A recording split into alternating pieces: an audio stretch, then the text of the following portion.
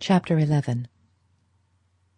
Some 2 weeks later, Newland Archer, sitting in abstracted idleness in his private compartment of the office of Letterblair, Lamson and Lowe, attorneys at law, was summoned by the head of the firm.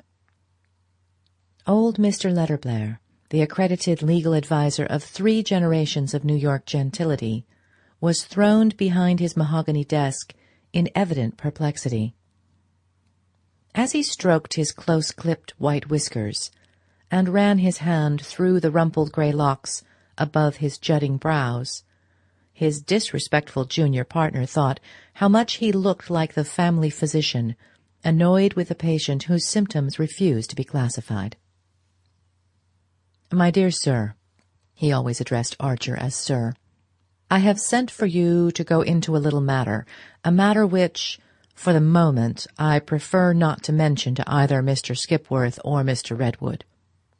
The gentlemen he spoke of were the other senior partners of the firm, for, as was always the case with legal associations of old standing in New York, all the partners named on the office letterhead were long since dead, and Mr. Letterblair, for example, was, professionally speaking, his own grandson. He leaned back in his chair with a furrowed brow. "For family reasons," he continued. Archer looked up. "The Mingott family," said Mr. Letterblair, with an explanatory smile and bow. "Mrs. Manson Mingott sent for me yesterday. Her granddaughter, the Countess Olenska, wishes to sue her husband for divorce. Certain papers have been placed in my hands." He paused and drummed on his desk. "In view of your prospective alliance with the family, I should like to consult you, to consider the case with you, before taking any further steps." Archer felt the blood in his temples. He had seen the Countess Olenska only once since his visit to her, and that at the opera, in the Mingott box. During this interval she had become a less vivid image, receding from his foreground as May Welland resumed her rightful place in it. He had not heard her divorce spoken of since Janie's first random allusion to it, and had dismissed the tale as unfounded gossip. Theoretically, the idea of a divorce was almost as distasteful to him as to his mother, and he was annoyed that Mr. Letterblair, no doubt prompted by old Catherine Mingott, should be so evidently planning to draw him into the affair. After all, there were plenty of Mingott men for such jobs, and as yet he was not even a Mingott by marriage. He waited for the senior partner to continue.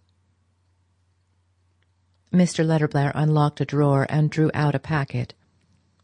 "If you will run your eye over these papers," Archer frowned. "I beg your pardon, sir, but just because of the prospective relationship, I should prefer your consulting Mr. Skipworth or Mr. Redwood." Mr. Letterblair looked surprised and slightly offended. It was unusual for a junior to reject such an opening. He bowed. "I respect your scruples, sir, but in this case I believe true delicacy requires you to do as I ask. Indeed, the suggestion is not mine, but Mrs. Manson Mingott's and her son's.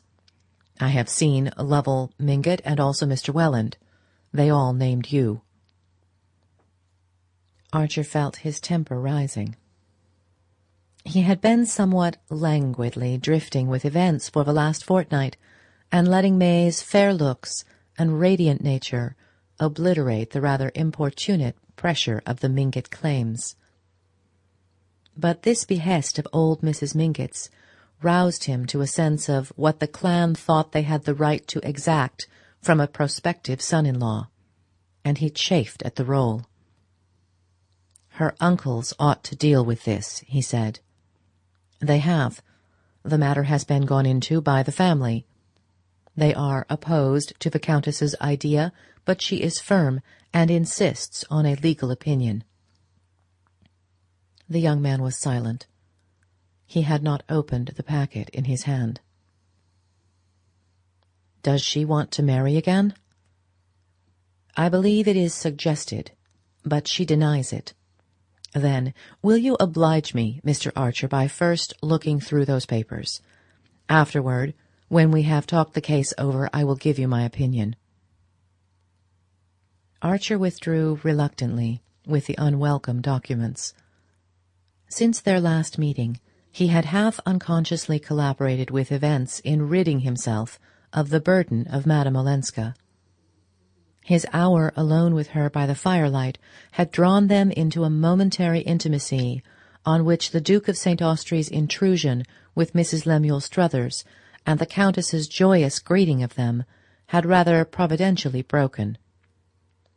2 days later, Archer had assisted at the comedy of her reinstatement in the van der Luydens' favour, and had said to himself, with a touch of tartness, that a lady who knew how to thank all-powerful elderly gentlemen to such good purpose for a bunch of flowers did not need either the private consolations or the public championship of a young man of his small compass. To look at the matter in this light simplified his own case and surprisingly furbished up all the dim domestic virtues. He could not picture May Welland, in whatever conceivable emergency, hawking about her private difficulties and lavishing her confidences on strange men, and she had never seemed to him finer or fairer in the week that followed. He had even yielded to her wish for a long engagement, since she had found the one disarming answer to his plea for haste. "You know, when it comes to the point, your parents have always let you have your way, ever since you were a little girl," he argued, and she had answered with her clearest look, "Yes, and that's what makes it so hard to refuse the very last thing they'll ever ask of me as a little girl." That was the old New York note. That was the kind of answer he would like always to be sure of his wife's making. If one had habitually breathed the New York air, there were times when anything less crystalline seemed stifling. The papers he had retired to read did not tell him much in fact, but they plunged him into an atmosphere in which he choked and sputtered. They consisted mainly of an exchange of letters between Count Olenski's solicitors and a French legal firm to whom the Countess had applied for the settlement of her financial situation. There was also a short letter from the Count to his wife. After reading it, Newland Archer rose, jammed the papers back into their envelope, and re-entered Mr. Letterblair's office. "Here are the letters, sir. If you wish, I'll see Madame Olenska," he said in a constrained voice. Thank you, Mr. Archer. Come and dine with me tonight if you're free, and we'll go into the matter afterward in case you wish to call on our client tomorrow." Newland Archer walked straight home again that afternoon. It was a winter evening of transparent clearness, with an innocent young moon above the housetops, and he wanted to fill his soul's lungs with the pure radiance and not exchange a word with anyone till he and Mr. Letterblair were closeted together after dinner. It was impossible to decide otherwise than he had done. He must see Madame Olenska himself, rather than let her secrets be bared to any other eyes. A great wave of compassion had swept away his indifference and impatience. She stood before him as an exposed and pitiful figure, to be saved at all costs from further wounding herself in her mad plunges against fate. He remembered what she had told him of Mrs. Welland's request to be spared whatever was unpleasant in her history, and winced at the thought that it was perhaps this attitude of mind which kept the New York air so pure. Are we only Pharisees after all? He wondered, puzzled by the efforts to reconcile his instinctive disgust at human vileness with his equally instinctive pity for human frailty. For the first time, he perceived how elementary his own principles had always been. He passed for a young man who had not been afraid of risks, and he knew that his secret love affair with poor, silly Mrs. Thorley Rushworth had not been too secret to invest him with a becoming air of adventure.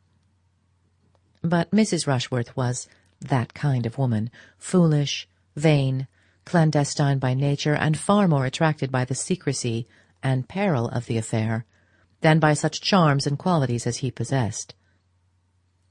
The affair, in short, had been of the kind that most of the young men of his age had been through, and emerged from, with calm consciences, and in undisturbed belief in the abysmal distinction between the woman one loved and respected and those one enjoyed and pitied.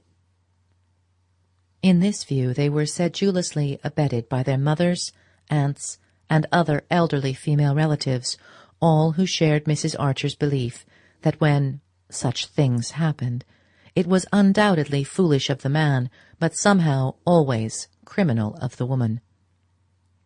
All the elderly ladies whom Archer knew regarded any woman who loved imprudently as necessarily unscrupulous and designing, and mere simple-minded man as powerless in her clutches. The only thing to do was to persuade him, as early as possible, to marry a nice girl, and then trust to her to look after him.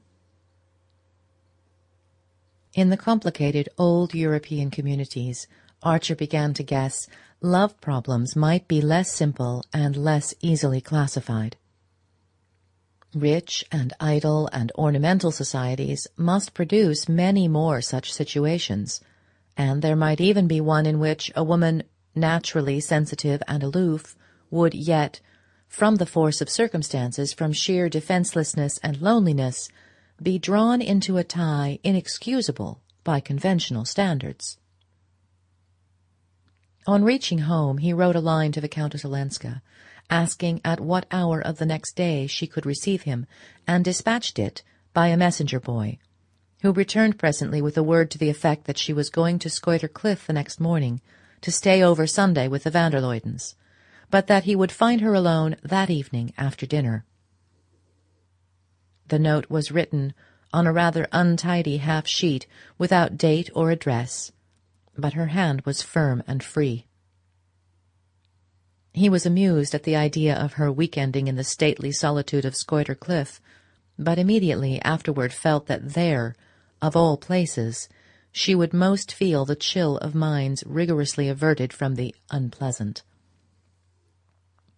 He was at Mr. Letterblair's punctually at 7, glad of the pretext for excusing himself soon after dinner.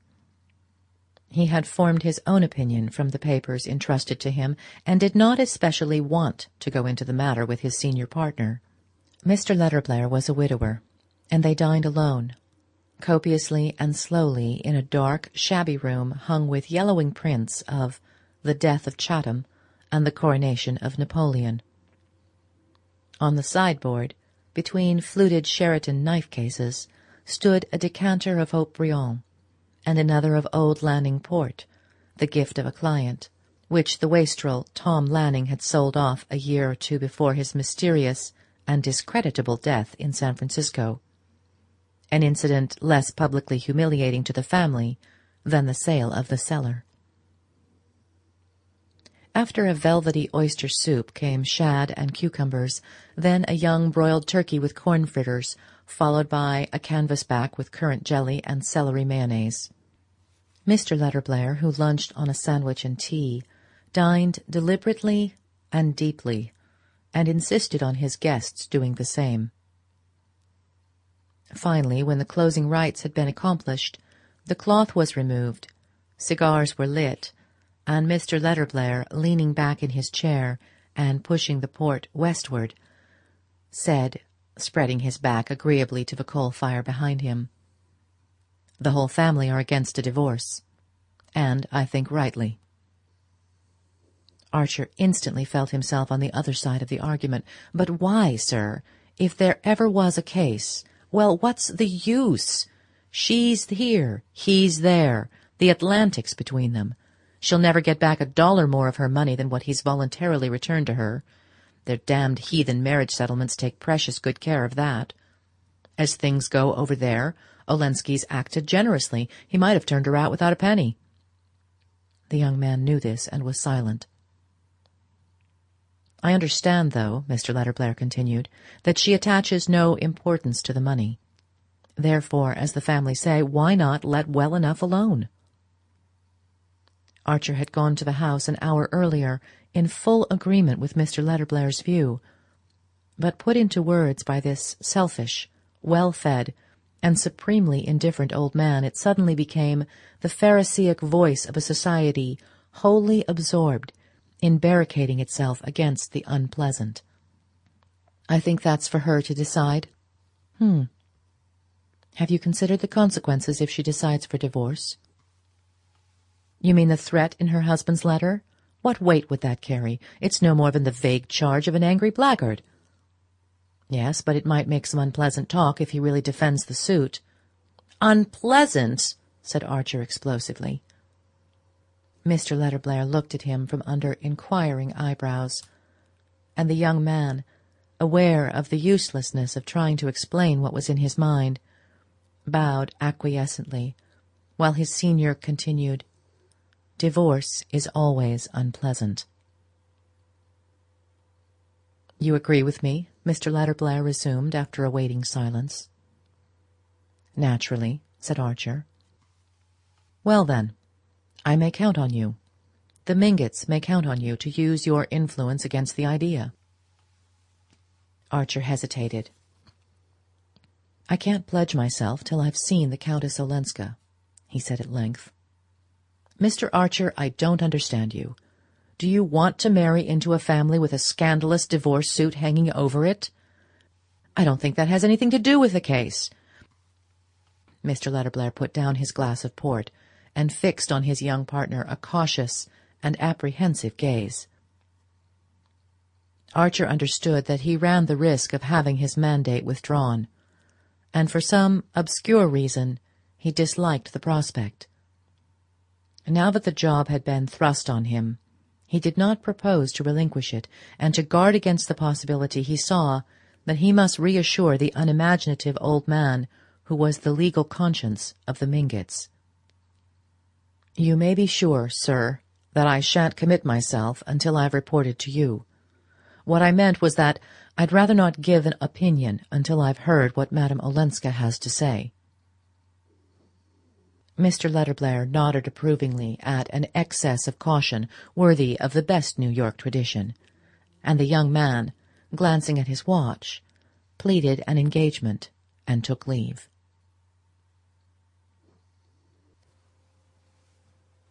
Chapter 12. Old-fashioned New York dined at 7, and the habit of after-dinner calls, though derided in Archer's set, still generally prevailed. As the young man strolled up Fifth Avenue from Waverly Place, the long thoroughfare was deserted but for a group of carriages standing before the Reggie Chiverses, where there was a dinner for the Duke, and the occasional figure of an elderly gentleman in heavy overcoat and muffler, ascending a brownstone doorstep and disappearing into a gas-lit hall. Thus, as Archer crossed Washington Square, he remarked that old Mr. Dulac was calling on his cousins, the Dagonets, and turning down the corner of West 10th Street, he saw Mr. Skipworth, of his own firm, obviously bound on a visit to the Miss Lannings. A little farther up Fifth Avenue, Beaufort appeared on his doorstep, darkly projected against a blaze of light, descended to his private brougham, and rolled away to a mysterious and probably unmentionable destination. It was not an opera night, and no one was giving a party, so that Beaufort's outing was undoubtedly of a clandestine nature. Archer connected it in his mind with a little house beyond Lexington Avenue, in which beribboned window curtains and flower boxes had recently appeared, and before whose newly painted door the canary-colored brougham of Miss Fanny Ring was frequently seen to wait. Beyond the small and slippery pyramid which composed Mrs. Archer's world lay the almost unmapped quarter inhabited by artists, musicians, and people who wrote. These scattered fragments of humanity had never shown any desire to be amalgamated with the social structure. In spite of odd ways, they were said to be, for the most part, quite respectable, but they preferred to keep to themselves. Medora Manson, in her prosperous days, had inaugurated a literary salon, but it had soon died out, owing to the reluctance of the literary to frequent it. Others had made the same attempt, and there was a household of Blenkers, an intense and voluble mother, and 3 blousy daughters who imitated her, where one met Edwin Booth and Patty and William Winter, and the new Shakespearean actor George Rignold, and some of the magazine editors and musical and literary critics. Mrs. Archer and her group felt a certain timidity concerning these persons. They were odd. They were uncertain. They had things one didn't know about in the background of their lives and minds. Literature and art were deeply respected in the Archer set, and Mrs. Archer was always at pains to tell her children how much more agreeable and cultivated society had been when it included such figures as Washington Irving, Fitz-Greene Halleck, and the poet of The Culprit Fay. The most celebrated authors of that generation had been gentlemen. Perhaps the unknown persons who succeeded them had gentlemanly sentiments, but their origin, their appearance, their hair, their intimacy with the stage and the opera made any old New York criterion inapplicable to them. When I was a girl, Mrs. Archer used to say, we knew everybody between the Battery and Canal Street, and only the people one knew had carriages. It was perfectly easy to place anyone then. Now one can't tell, and I prefer not to try. Only old Catherine Mingott, with her absence of moral prejudices and an almost parvenu indifference to the subtler distinctions, might have bridged the abyss. But she had never opened a book or looked at a picture, and cared for music only because it reminded her of gala nights at the Italienne in the days of her triumph at the Tuileries. Possibly Beaufort, who was her match in daring, would have succeeded in bringing about a fusion, but his grand house and silk-stockinged footman were an obstacle to informal sociability. Moreover, he was as illiterate as old Mrs. Mingott, and considered fellows who wrote as the mere paid purveyors of rich men's pleasures, and no one rich enough to influence his opinion had ever questioned it. Newland Archer had been aware of these things ever since he could remember, and had accepted them as part of the structure of his universe. He knew that there were societies where painters and poets and novelists and men of science, and even great actors, were as sought after as dukes, and he had often pictured to himself what it would have been to live in the intimacy of drawing-rooms dominated by the talk of Mérimée, or Thackeray, Browning, or William Morris. But such things were inconceivable in New York, and unsettling to think of. Archer knew most of the fellows who wrote, the musicians and the painters. He met them at the Century or at the little musical and theatrical clubs that were beginning to come into existence. He enjoyed them there, and was bored with them at the Blenkers, where they were mingled with fervid and dowdy women, who passed them about like captured curiosities.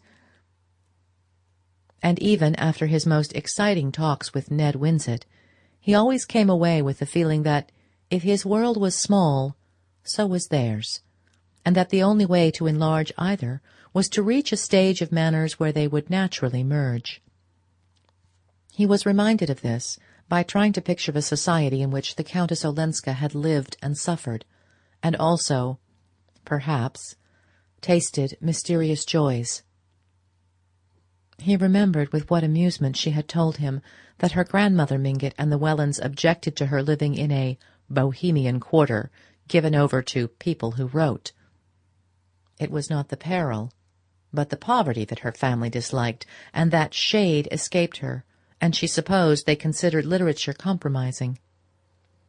She herself had no fears of it, and the books scattered about her drawing-room, a part of the house in which books were usually supposed to be out of place, though chiefly works of fiction, had whetted Archer's interest with such new names as those of Paul Bourget, Huysmans, and the Goncourt brothers.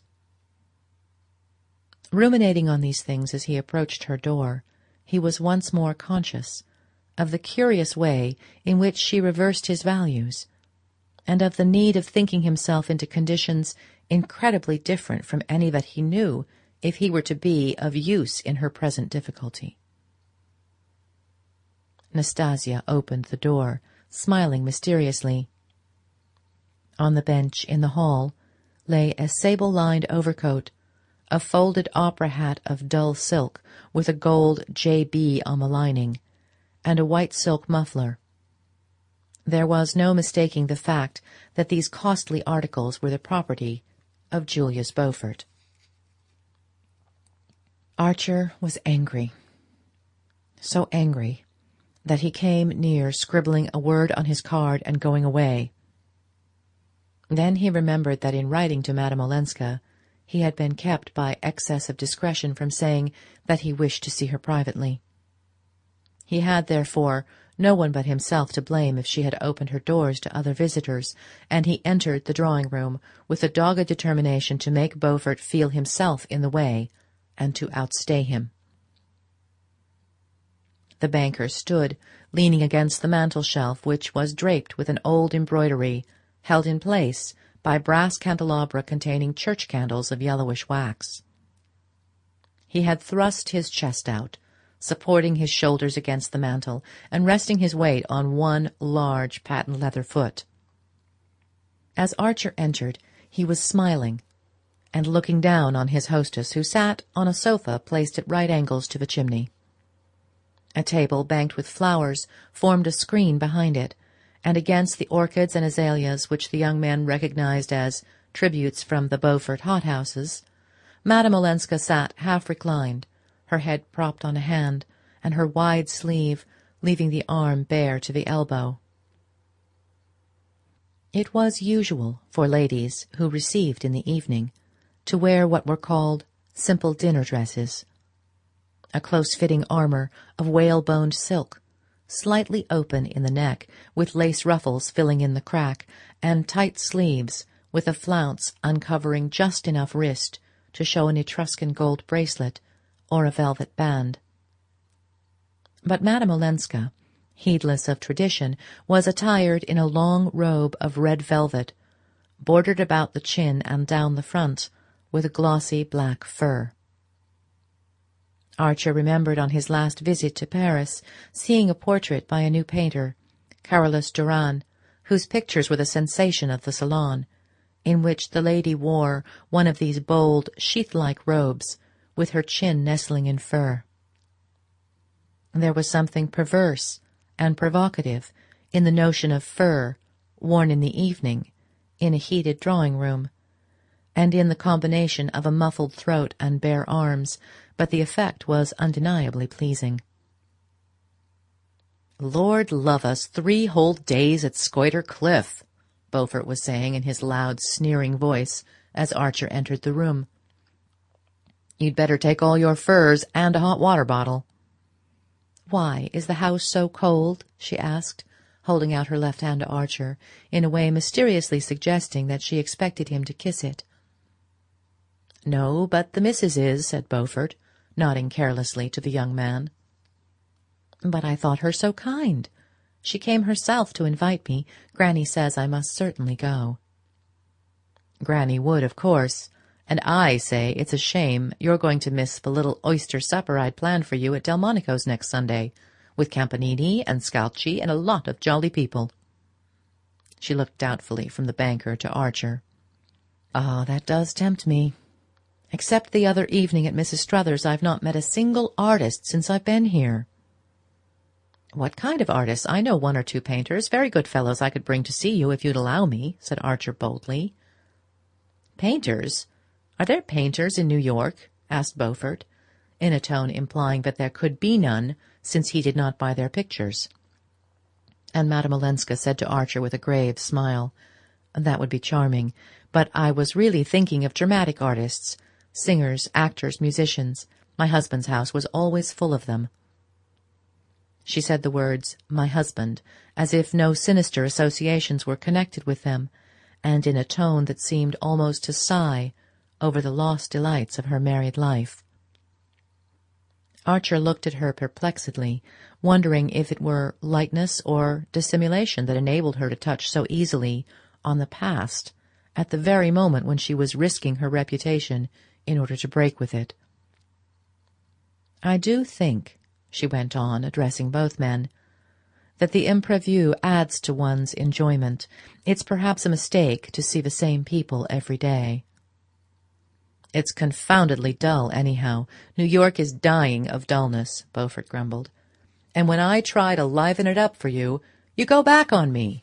Come, think better of it. Sunday is your last chance, for Campanini leaves next week for Baltimore and Philadelphia. And I've a private room and a Steinway, and they'll sing all night for me. Oh, how delicious. May I think it over and write to you tomorrow morning? She spoke amiably, yet with the least hint of dismissal in her voice. Beaufort evidently felt it, and being unused to dismissals, stood staring at her with an obstinate line between his eyes. Why not now? Oh, it's too serious a question to decide at this late hour. Do you call it late? She returned his glance coolly. Yes, because I still have to talk business with Mr. Archer for a little while. Ah, Beaufort snapped. There was no appeal from her tone, and with a slight shrug he recovered his composure, took her hand, which he kissed with a practised air, and, calling out from the threshold, I say, Newland, if you can persuade the Countess to stop in town, of course you're included in the supper, left the room with his heavy, important step. For a moment Archer fancied that Mr. Letterblair must have told her of his coming, but the irrelevance of her next remark made him change his mind. You know painters, then? You live in their milieu? She asked, her eyes full of interest. Oh, not exactly. I don't know that the arts have a milieu here, any of them. They're more like a very thinly settled outskirt. But you care for such things? Immensely. When I'm in Paris or London, I never miss an exhibition. I try to keep up. She looked down at the tip of the little satin boot that peeped from her long draperies. I used to care immensely, too. My life was full of such things. But now I want to try not to. You want to try not to? Yes, I want to cast off all of my old life, to become just like everybody else here. Archer reddened. You'll never be like everybody else, he said. She raised her straight eyebrows a little. Oh, don't say that. If you knew how I hate to be different. Her face had grown as somber as a tragic mask. She leaned forward, clasping her knee in her thin hands and looking away from him into remote, dark distances. I want to get away from it all, she insisted. He waited a moment and cleared his throat. I know. Mr. Letterblair has told me. Oh, that's the reason I've come. He asked me to... You see, I'm in the firm. She looked slightly surprised, and then her eyes brightened. You mean you can manage it for me? I can talk to you instead of Mr. Letterblair. Oh, that will be so much easier. Her tone touched him, and his confidence grew with his self-satisfaction. He perceived that she had spoken of business to Beaufort simply to get rid of him, and to have routed Beaufort was something of a triumph. I am here to talk about it, he repeated. She sat silent, her head still propped by the arm that rested on the back of the sofa. Her face looked pale and extinguished, as if dimmed by the rich red of her dress. She struck Archer all of a sudden as a pathetic and even pitiful figure. Now we're coming to hard facts, he thought, conscious in himself of the same instinctive recoil that he had so often criticized in his mother and her contemporaries. How little practice he had had in dealing with unusual situations. Their very first vocabulary was unfamiliar to him and seemed to belong to fiction and the stage. In face of what was coming, he felt as awkward and embarrassed as a boy. After a pause, Madame Olenska broke out with unexpected vehemence. "I want to be free. I want to wipe out all the past." "I understand that." Her face warmed. "Then you'll help me." "First," he hesitated, "perhaps I ought to know a little more." She seemed surprised. "You know about my husband, my life with him?" He made a sign of assent. "Well, then, what more is there? In this country are such things tolerated? I'm a Protestant. Our church does not forbid divorce in such cases." "Certainly not." They were both silent again, and Archer felt the spectre of Count Olenski's letter grimacing hideously between them. The letter filled only half a page, and was just what he had described it to be in speaking of it to Mr. Letterblair, the vague charge of an angry blackguard. But how much truth was behind it, only Count Olenski's wife could tell. "I've looked through the papers you gave to Mr. Letterblair," he said at length. "Well, can there be anything more abominable?" "No." She changed her position slightly, screening her eyes with her lifted hand. "Of course you know," Archer continued, "that if your husband chooses to fight the case, as he threatens to—" "Yes?" "He can say things that might be disagreeable to you, say them publicly so that they would get about and harm you, even if... I mean, no matter how unfounded they were." She paused for a long interval, so long that, not wishing to keep his eyes on her shaded face, he had time to imprint on his mind the exact shape of her other hand, the one on her knee, and every detail of the 3 rings on her 4th and 5th fingers, among which he noticed a wedding ring did not appear. What harm could such accusations, even if he made them publicly, do me here? It was on his lips to exclaim, "My poor child, far more harm than anywhere else."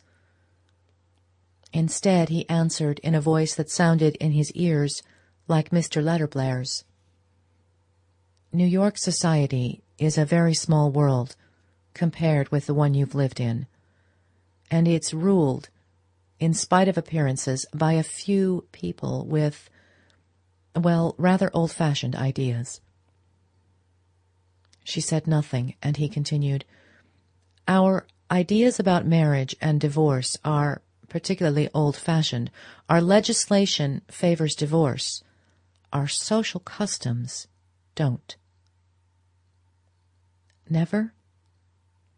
"Well, not if the woman, however injured, however irreproachable, has appearances in the least degree against her, has exposed herself by any unconventional actions to offensive insinuations." She drooped her head a little lower, and he waited again, intensely hoping for a flash of indignation or at least a brief cry of denial. None came. A little travelling clock ticked purringly at her elbow, and a log broke in 2 and sent up a shower of sparks. The whole hushed and brooding room seemed to be waiting silently with Archer. "Yes," she murmured at length, "that's what my family tell me." He winced a little. "It's not unnatural. Our family," she corrected herself, and Archer colored, "for you'll be my cousin soon," she said gently. "I hope so." "And you take their view?" He stood up at this. wandered across the room, stared with void eyes at one of the pictures against the old red damask, and came back irresolutely to her side. How could he say, "Yes, if what your husband hints is true, or if you've no way of disproving it"? "Sincerely," she interjected as he was about to speak. He looked down into the fire. "Sincerely, then, what should you gain that would compensate for the possibility, the certainty, of a lot of beastly talk?" "But my freedom, is that nothing?" It flashed across him at that instant that the charge in the letter was true, that she hoped to marry the partner of her guilt. How was he to tell her that, if she really cherished such a plan, the laws of the state were inexorably opposed to it? The mere suspicion that the thought was in her mind made him feel harshly and impatiently towards her. "But aren't you free as air as it is?" he returned. "Who can touch you? Mr. Letterblair tells me the financial question has been settled." "Oh, yes," she said indifferently. "Well, then, is it worth while to risk what may be infinitely disagreeable and painful? Think of the newspapers, their vileness. It's all stupid and narrow and unjust, but one can't make over society." "No," she acquiesced, and her tone was so faint and desolate that he felt a sudden remorse for his own hard thoughts. The individual in such cases is nearly always sacrificed to what is supposed to be the collective interest. People cling to any convention that keeps the family together, protects the children, if there are any. He rambled on, pouring out all the stock phrases that rose to his lips in his intense desire to cover over the ugly reality which her silence seemed to have laid bare. Since she would not, or could not, say the one word that would have cleared the air, his wish was not to let her feel that he was trying to probe into her secret. Better keep on the surface, in the prudent old New York way, than risk uncovering a wound he could not heal. "It's my business, you know," he went on, "to help you see these things as the people who are fondest of you see them. The Mingotts, the Wellands, the Vanderloydens, all your friends and relations. If I didn't show you honestly how they judge such questions, it wouldn't be fair of me, would it?" He spoke insistently, almost pleading with her in his eagerness to cover up that yawning silence. She said slowly, "No, it wouldn't be fair." The fire had crumbled down to grayness, and one of the lamps made a gurgling appeal for attention. Madame Olenska rose, wound it up, and returned to the fire, but without resuming her seat. Her remaining on her feet seemed to signify that there was nothing more for either of them to say, and Archer stood up also. "Very well. I will do what you wish," she said abruptly. The blood rushed to his forehead, and, taken aback by the suddenness of her surrender, he caught her two hands awkwardly in his. I do want to help you," he said. "You do help me. Good night, my cousin." He bent and laid his lips on her hands, which were cold and lifeless. She drew them away, and he turned to the door, found his coat and hat under the faint gaslight of the hall, and plunged out into the winter night, bursting with the belated eloquence of the inarticulate. Chapter 13. It was a crowded night at Wallack's Theatre. The play was The Chagrin, with Dion Boucicault in the title role, and Harry Montague and Ada Dias as the lovers. The popularity of the admirable English company was at its height, and the Chagrin always packed the house. In the galleries, the enthusiasm was unreserved. In the stalls and boxes, people smiled a little at the hackneyed sentiments and claptrap situations, and enjoyed the play as much as the galleries did. There was one episode in particular that held the house from floor to ceiling. It was that in which Harry Montague, after a sad, almost monosyllabic scene of parting with Miss Dyas, bade her good-bye and turned to go. The actress, who was standing near the mantelpiece and looking down into the fire, wore a grey cashmere dress, without fashionable loopings or trimmings, moulded to her tall figure and flowing in long lines about her feet. Around her neck was a narrow black velvet ribbon, with the ends falling down her back. When her wooer turned from her, she rested her arms against the mantel-shelf and bowed her face in her hands. On the threshold, he paused to look at her, then he stole back, lifted one of the ends of velvet ribbon, kissed it, and left the room without her hearing him or changing her attitude. And on this silent parting, the curtain fell. It was always for the sake of that particular scene that Newland Archer went to see the Chocron. He thought the adieu of Montague and Ada Dyas as fine as anything he'd ever seen Croisset and Brissant do in Paris, or Madge Robertson and Kendall in London. In its reticence, its dumb sorrow, it moved him more than the most famous histrionic outpourings. On the evening in question, the little scene acquired an added poignancy by reminding him, he could not have said why, of his leave-taking of Madame Olenska after their confidential talk a week or 10 days earlier. It would have been as difficult to discover any resemblance between the two situations as between the appearance of the persons concerned.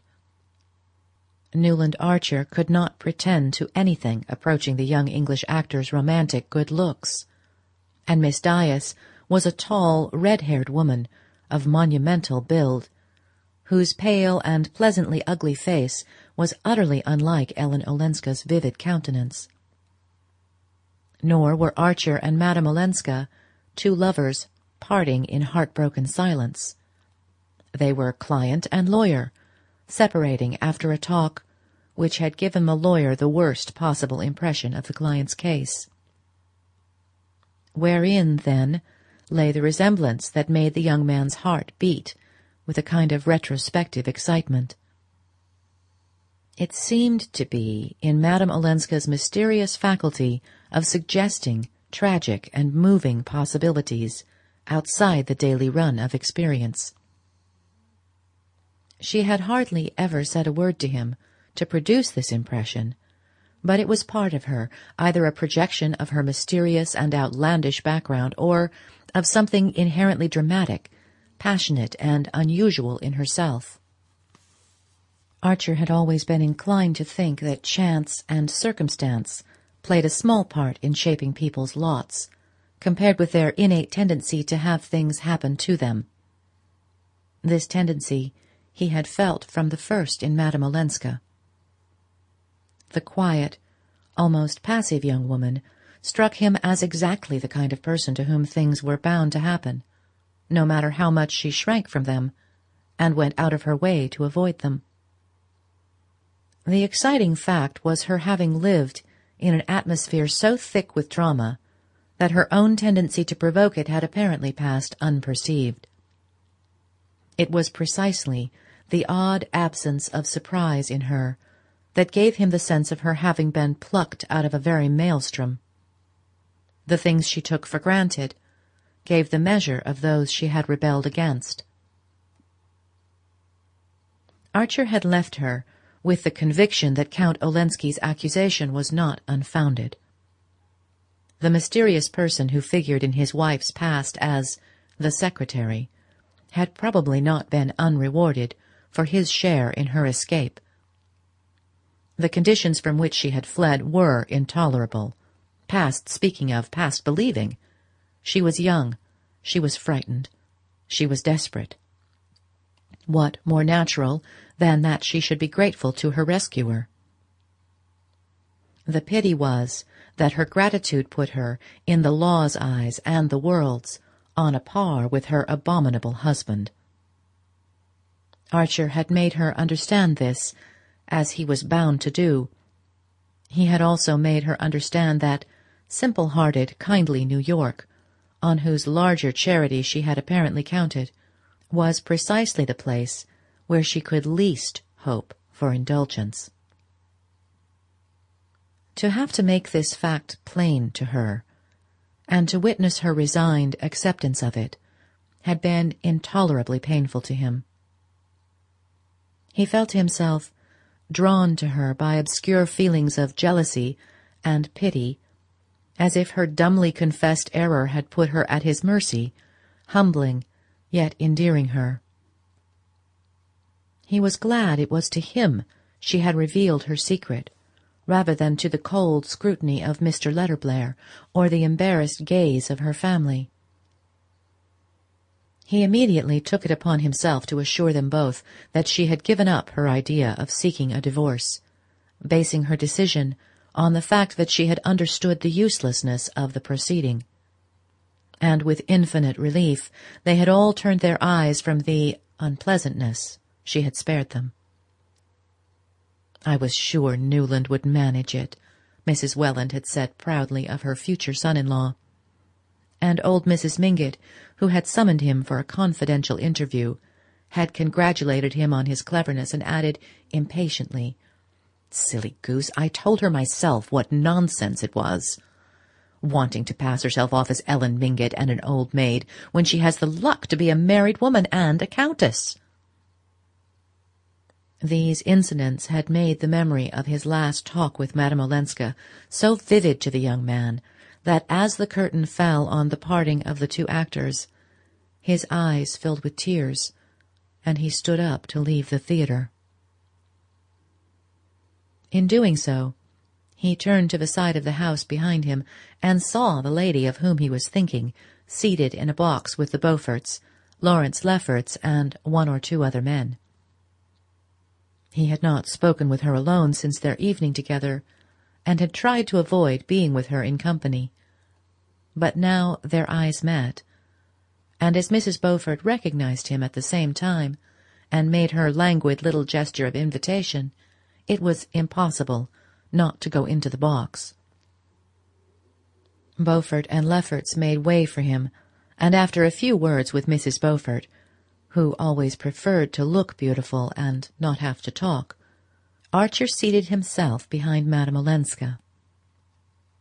There was no one else in the box but Mr. Sillerton Jackson, who was telling Mrs. Beaufort in a confidential undertone about Mrs. Lemuel Struthers' last Sunday reception, where some people reported that there had been dancing. Under cover of this circumstantial narrative, to which Mrs. Beaufort listened with her perfect smile, and her head at just the right angle to be seen in profile from the stalls, Madame Olenska turned and spoke in a low voice. "Do you think," she asked, glancing toward the stage, "he will send her a bunch of yellow roses tomorrow morning?" Archer reddened, and his heart gave a leap of surprise. He had called only twice on Madame Olenska, and each time he had sent a box of yellow roses, and each time without a card. She had never before made any allusion to the flowers, and he supposed she had never thought of him as the sender. Now her sudden recognition of the gift, and her associating it with a tender leave-taking on the stage, filled him with an agitated pleasure. "I was thinking of that, too. I was going to leave the theatre in order to take the picture away with me," he said.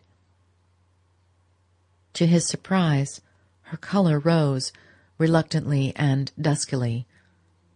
She looked down at the mother-of-pearl opera-glass in her smoothly gloved hands and said, after a pause, "What do you do while May is away?" "I stick to my work," he answered, faintly annoyed by the question.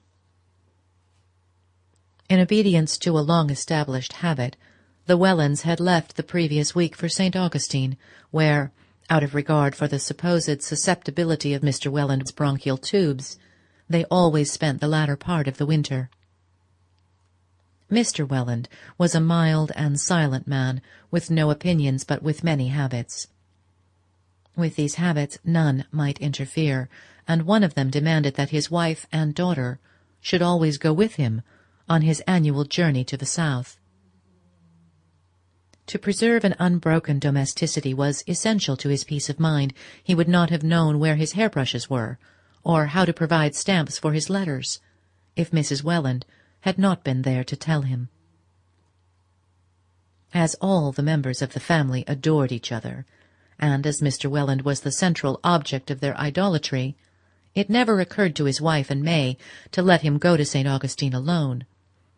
And his sons, who were both in the law and could not leave New York during the winter, always joined him for Easter and travelled back with him. It was impossible for Archer to discuss the necessity of May's accompanying her father. The reputation of the Mingotts' family physician was largely based on the attack of pneumonia which Mr. Welland had never had, and his insistence on St. Augustine was therefore inflexible. Originally it had been intended that May's engagement should not be announced till her return from Florida, and the fact that it had been made known sooner could not be expected to alter Mr. Welland's plans. Archer would have liked to join the travellers and have a few weeks of sunshine and boating with his betrothed, but he, too, was bound by custom and conventions. Little arduous as his professional duties were, he would have been convicted of frivolity by the whole Mingott clan if he had suggested asking for a holiday in midwinter, and he accepted May's departure with the resignation which he perceived would have to be one of the principal constituents of married life. He was conscious that Madame Olenska was looking at him under lowered lids. "I have done what you wished, what you advised," she said abruptly. "Ah, I'm glad," he returned, embarrassed by her broaching the subject at such a moment. "I understand that you were right," she went on a little breathlessly, "but sometimes life is difficult, perplexing. I know. And I wanted to tell you that I do feel you were right, and that I'm grateful to you." She ended, lifting her opera glass quickly to her eyes as the door of the box opened and Beaufort's resonant voice broke in on them. Archer stood and left the box and the theatre. Only the day before he had received a letter from May Welland in which, with characteristic candour, she had asked him to be kind to Ellen in their absence. "She likes you and admires you so much, and you know, though she doesn't show it, she's still very lonely and unhappy. I don't think Granny understands her, or Lovell Mingott either. They really think she's much worldlier and fonder of society than she really is. And I can quite see that New York must seem dull to her, though the family won't admit it. I think she's been used to lots of things we haven't got, wonderful music and picture shows and celebrities, artists and authors and all the clever people you admire. Granny can't understand her wanting anything but lots of dinners and clothes, but I can see that you're almost the only person in New York who can talk to her about what she really cares for." His wise May! How he had loved her for that letter! But he had not meant to act on it. He was too busy to begin with, and he did not care, as an engaged man, to play too conspicuously the part of Madame Olenska's champion. He had an idea that she knew how to take care of herself a good deal better than the ingenious May imagined. She had Beaufort at her feet, Mr. van der Luyden hovering above her like a protecting deity, and any number of candidates, Lawrence Lefferts among them, waiting their opportunity in the middle distance. Yet he never saw her, or exchanged a word with her, without feeling that, after all, May's ingenuousness almost amounted to a gift of divination. Ellen Olenska was lonely, and she was unhappy.